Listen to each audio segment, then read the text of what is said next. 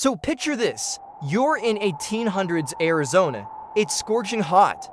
You're severely dehydrated, and it feels like everything in the landscape wants you dead.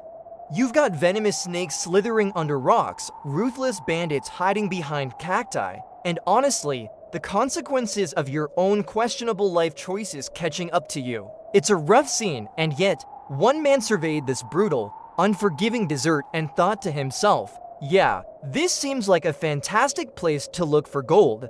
Welcome to the legend of the lost Dutchman's gold mine, a story that perfectly illustrates how greed, combined with a severe case of heat stroke, can create a truly deadly cocktail. Our story's protagonist is a man named Jacob Waltz, a German immigrant who arrived in America seeking his fortune.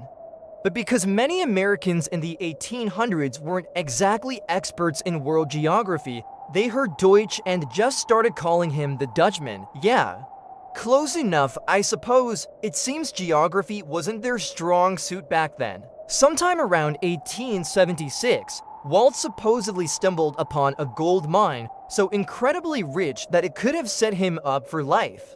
He could have retired on the spot, bought a sprawling ranch, maybe even funded the invention of air conditioning a few decades early. But no, that would be too simple. He decided to keep his monumental discovery a complete secret. Because, as we all know from countless horror movies and suspense thrillers, keeping a valuable secret always ends well. Now, let's rewind a bit because the story gets even juicier. The legend goes that this gold originally belonged to the Peralta family, a wealthy and influential clan from Mexico who were actively mining the area back in the 1840s. Everything was going great for them. They were hauling out gold, living the high life, until one day the local Apache tribe showed up. Their message was pretty clear. Hey, you're on our sacred land, and also, we've developed a strong dislike for you. What followed was a brutal, dramatic massacre.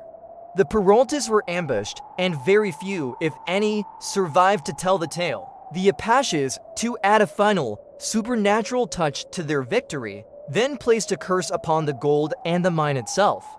Because, obviously, if you're going to lose your entire family fortune and probably your life, you might as well make sure the treasure is haunted for all eternity.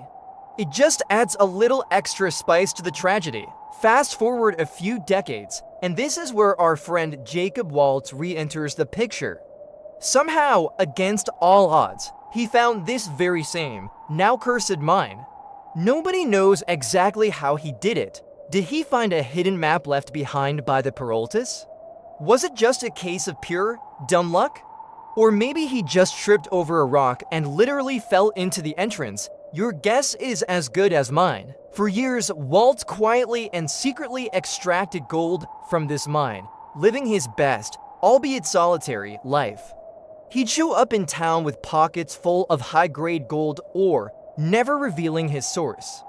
Then, as fate would have it, on his deathbed, he finally had a change of heart.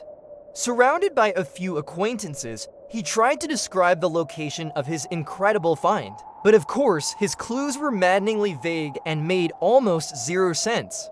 He'd say things like, the mine is near a pointed rock that casts a shadow at a certain time of day.